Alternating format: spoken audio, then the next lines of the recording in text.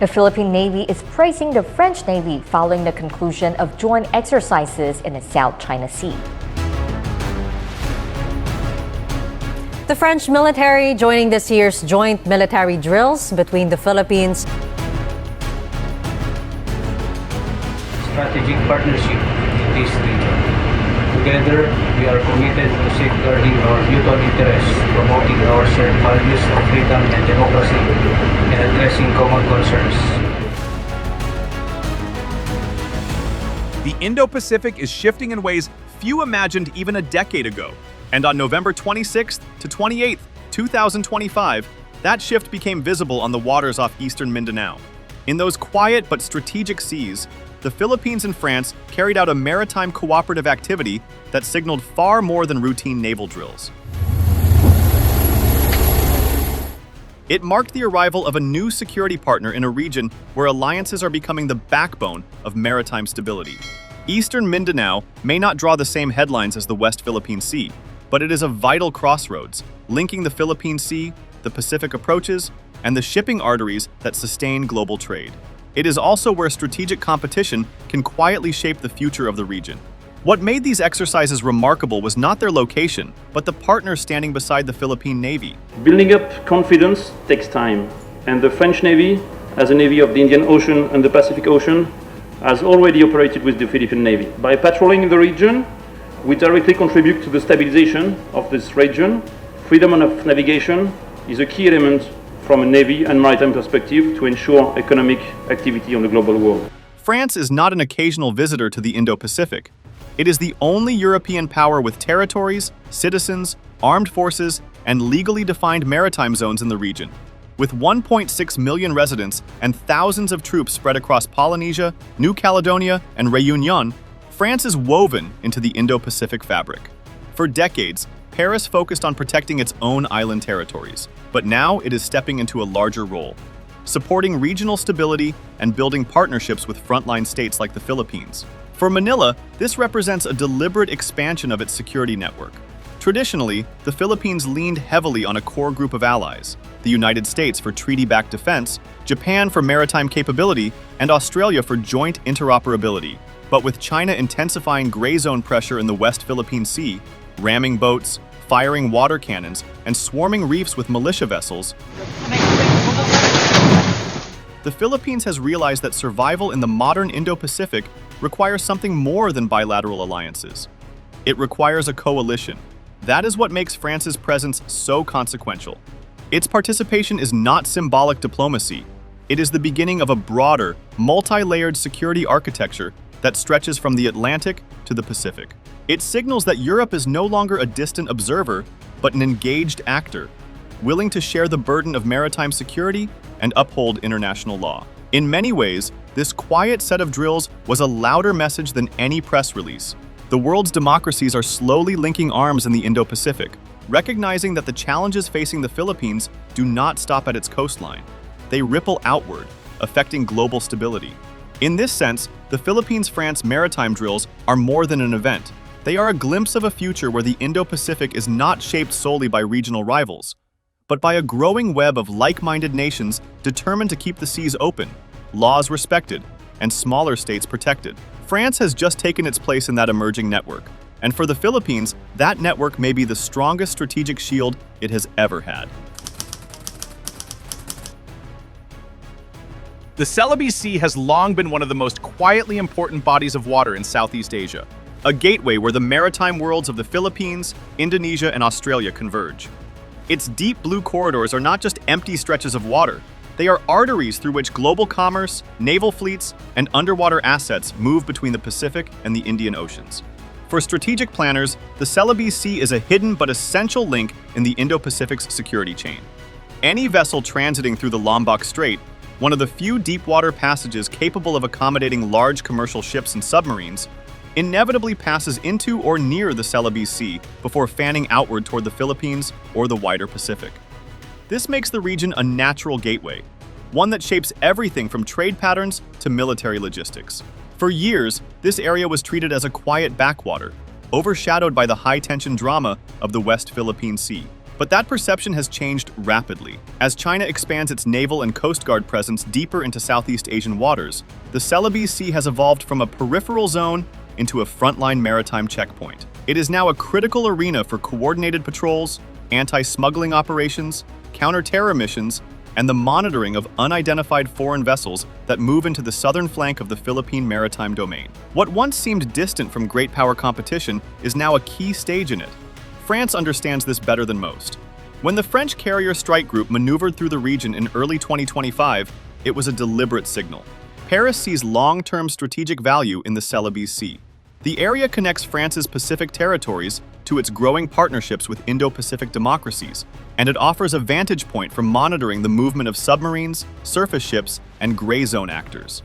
For the Philippines, France's interest validates what Manila has increasingly recognized. The strategic heart of maritime security in Southeast Asia isn't only in the contested reefs and shoals of the West Philippine Sea. It's also in the choke points and corridors that shape how forces move, how alliances operate, and how deterrence is built. In this context, the recent Philippines-France cooperative drills were not just symbolic engagement, they were rehearsals for defending one of the Indo-Pacific's most strategically consequential maritime gateways. The Celebes Sea may not dominate headlines today, but it is becoming one of the places where the future of regional security will be decided. The French Navy are glad that they were included in the exercise. According to them, this will not be the last time they will be joining us. They also wanted to have their own bilateral exercise with us. The joint drills became a showcase of what modern cooperation between Manila and Paris now looks like, with each country bringing assets that reflect both capability and intent.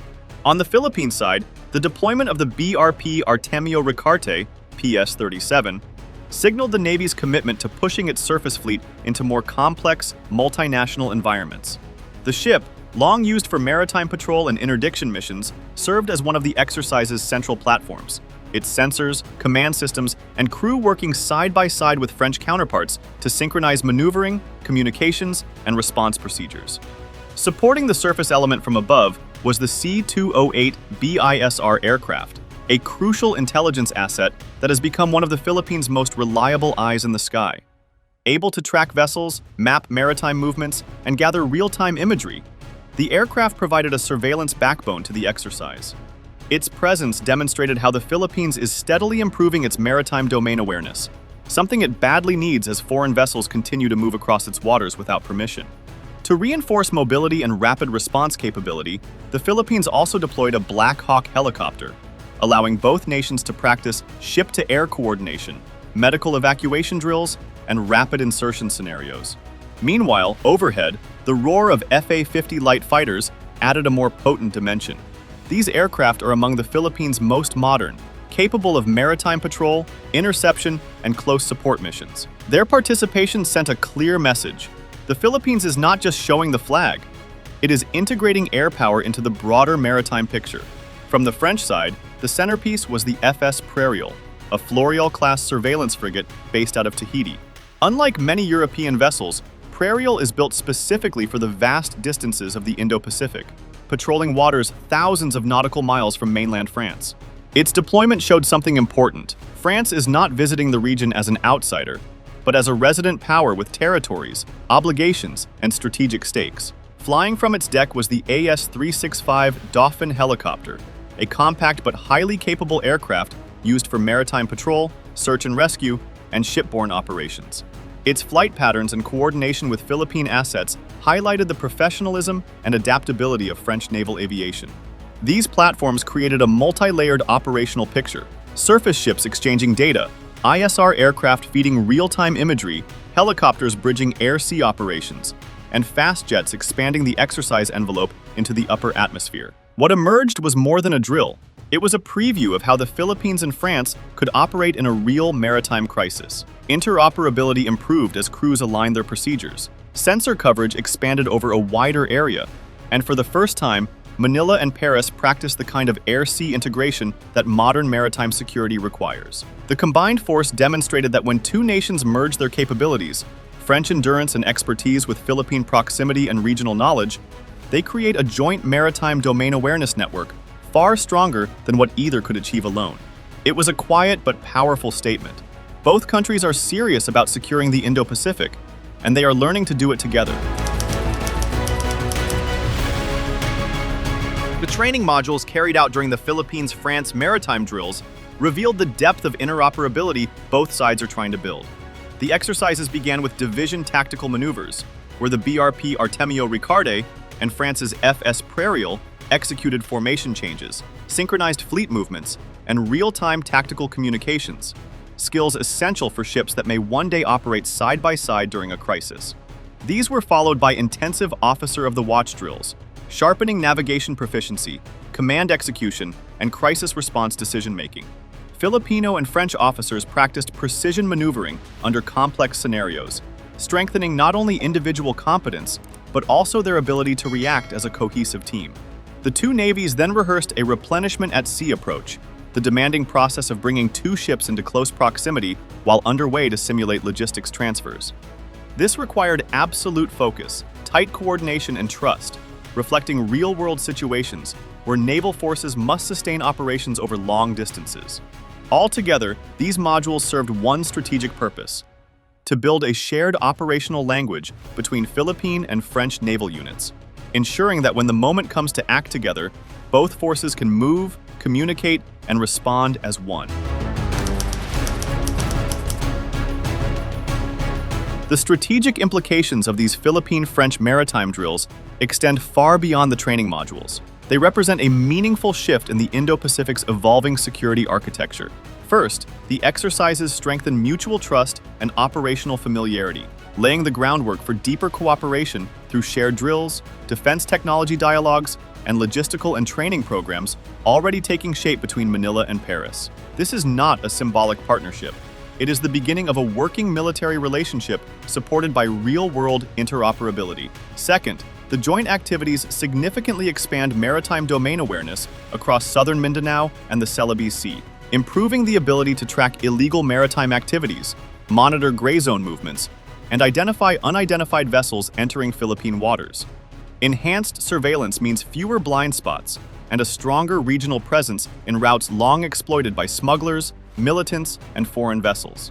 Finally, France's active participation sends a powerful signal about European commitment to Indo-Pacific stability. By joining operations that reinforce freedom of navigation and international law, principles increasingly challenged in the South China Sea, France adds diplomatic and military weight to the coalition pushing back against coercion. In essence, these drills do not just improve skills at sea. They expand alliances, strengthen regional security, and weave France more tightly into the Indo-Pacific's emerging balance of power. Behind the maritime drills lies a deeper diplomatic effort quietly reshaping the Philippines-France security relationship. High-level engagements have intensified, highlighted by the visit of Brigadier General Michael Lecam of France's Defense Armament Directorate to the Philippine Navy headquarters, a meeting that went far beyond courtesy. Discussions centered on technical defense solutions, modernization pathways, and potential acquisitions that could expand Manila's naval capabilities in the coming years. France is not simply offering symbolic support. It is opening the door to advanced naval technologies, training frameworks, and long-term interoperability. Parallel to this, both nations are close to finalizing a Philippines-France Status of Visiting Forces Agreement, a landmark pact that would allow French and Filipino forces to conduct joint exercises on each other's territory, similar to the arrangements Manila already holds with the United States, Japan, Australia, Canada, and New Zealand. Once completed, this agreement will formalize France's role as a regular, institutionalized security partner, not just an occasional visitor, deepening military access, training opportunities, and operational coordination. In effect, diplomacy is creating the legal and strategic foundation for France to become a lasting part of the Philippines' evolving defense architecture and the broader Indo-Pacific security network.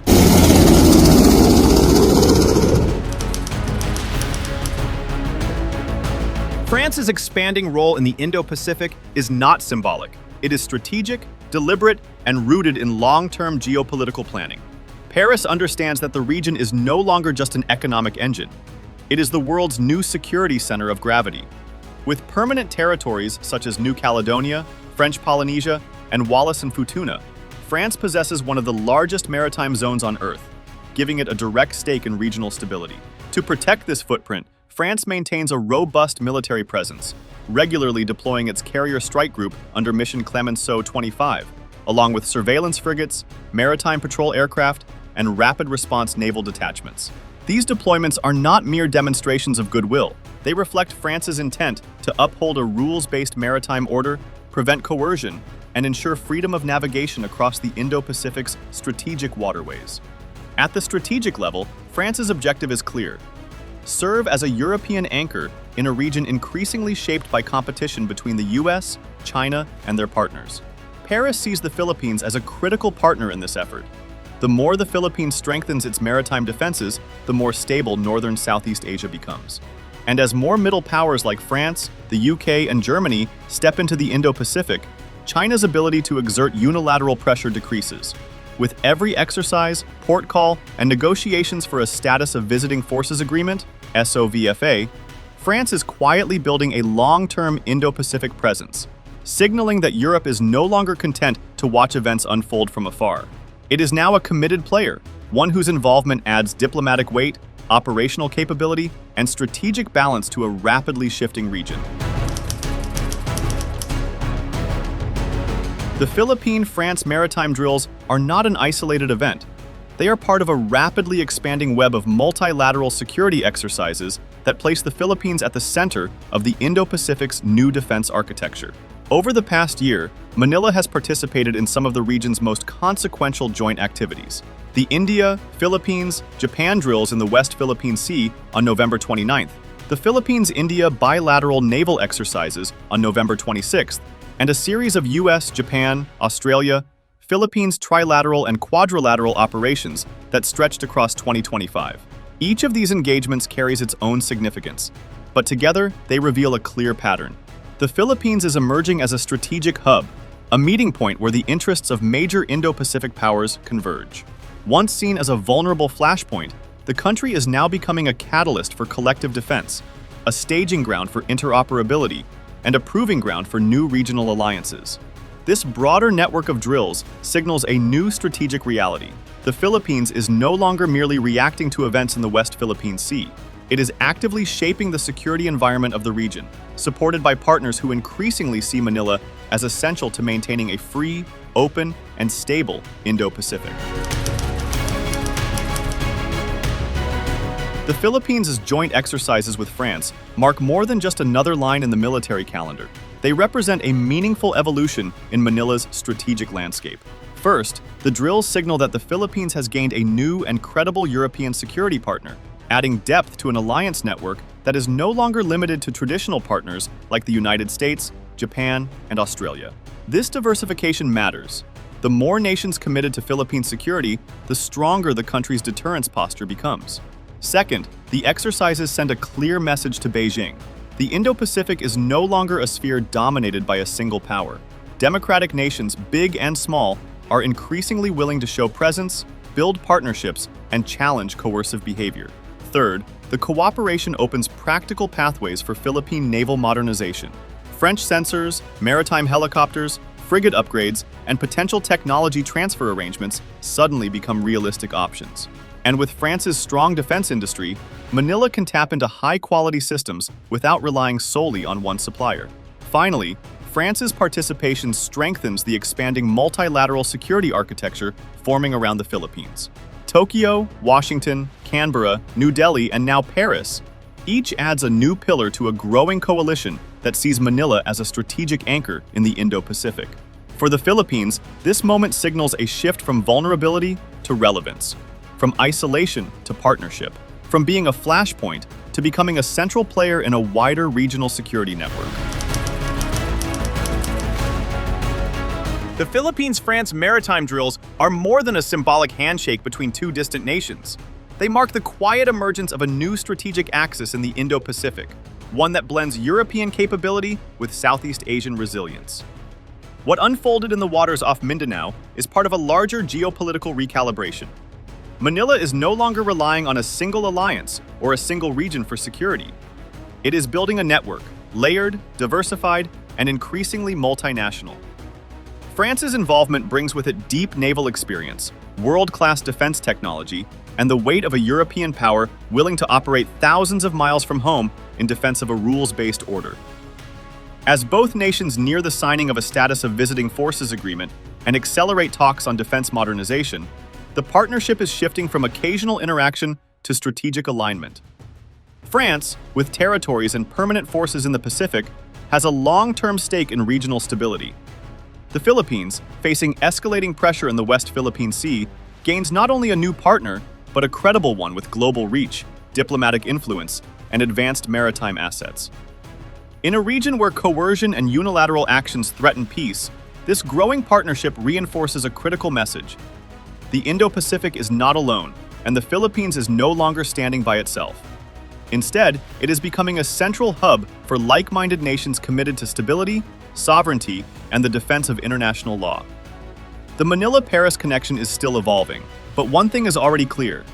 It is shaping a stronger, more resilient security architecture for Southeast Asia and redefining what cooperation in the Indo-Pacific can look like in the years ahead. If you liked the video, do not forget to like, share, and subscribe our channel for deep analysis of contemporary issues.